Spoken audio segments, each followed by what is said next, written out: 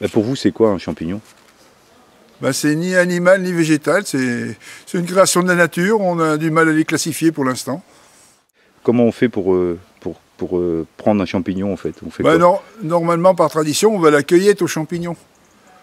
Mais il y a des forêts où c'est obligatoire de couper les cèpes au pied. Mais le fait de laisser un morceau dans le sol, si jamais il y a une moisissure qui se met dessus, ça peut empoisonner le mycélium qui est en dessous. Donc c'est quand même plus pratique de le déboîter, Mais c'est ça? ça se déboîte gentiment, avec un peu d'habitude, on le fait très très bien. Et justement, lorsqu'on déboîte un champignon, est-ce qu'il va repousser un autre au même endroit et combien de temps après ou pas? Ah ben, c'est un peu si le mycélium n'est pas abîmé et puis les conditions sont favorables, il va automatiquement sur une place entre parenthèses à champignon, il repoussera un champignon. Et du coup, alors pour en venir à ça, il y a certains champignons qui poussent, qui sont propres à des arbres? Oui, les arbres et les champignons ils vivent ensemble. Les arbres sont mycorhizés avec les champignons. Sur les fines radicelles des arbres, en relation avec les fines radicelles du champignon, il se forme un manchon qu'on appelle une mycorhize. L'arbre donne le carbone au champignon qui ne peut pas faire la synthèse de la chlorophylle, il ne marche pas avec le soleil. Et puis en échange, le champignon envoie des sels minéraux à l'arbre qui ne peut pas synthétiser. Alors chaque arbre a son champignon, voire 3 ou 4. Par contre, il n'y a pas il n'y a pas de champignon inféodé à l'if. Il peut pousser n'importe quoi sous un if. Par exemple, un chêne, qu'est-ce qu'il y aurait sous un chêne au final comme champignon? Ah ben les chênes, il peut avoir les cèpes, certaines russules, certains champignons. Hein. Comme les russules, c'est soit les hêtres, soit les chênes, soit plein de choses. Hein. Les bouleaux. Pour la trompette, par exemple, c'est pareil. Le hêtre. C'est trompette. C'est le hêtre, avec un terrain sablonneux, avec du lierre au sol ou des choses comme ça.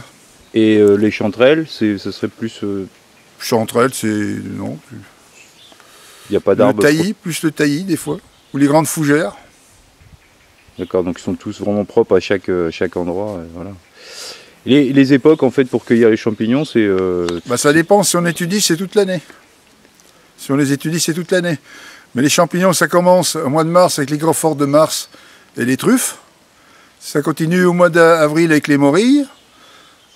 Fin mai, début juin, il y a les premiers cèpes d'été, quelques girolles, quelques amanites. Après, c'est la période de sec, il y a une pause. Et après, traditionnellement, ça commence avec la rentrée des classes pour perdurer jusqu'aux premières grosses gelées. Où est-ce qu'on a le droit de cueillir des champignons au final? Ben, un petit peu partout. Alors, par exemple, les forêts domaniales, avec 2 jours de fermeture par semaine, le long des chemins creux, dans les jardins, dans les parcs, partout où on a une autorisation du propriétaire. Ça fait combien de temps que vous êtes dans les champignons? Ben, je suis dans les champignons depuis tout petit, mais j'ai fait sérieusement au microscope depuis les années 90, avec mon copain qui se reconnaîtra. Mais c'est quoi? C'est une passion dévorante? Oui, ouais, c'est une passion dévorante, oui. Avec des moments de lassitude, puis on repart de plus belle. Et puis plus j'en étudie, moins on en mange. Ah, ça c'est moins bien. Ah ben, faut le dire. Et pourquoi? Parce que du coup, pour vous, c'est toxique? Enfin, je sais pas. Non, c'est la recherche, savoir connaître les familles, un tas de choses comme ça, quoi. Les classifier, les reconnaître. Les connaître et les reconnaître après. Parce qu'on les étudie, puis des fois, on les 5 ans sans les voir, il faut les reconnaître.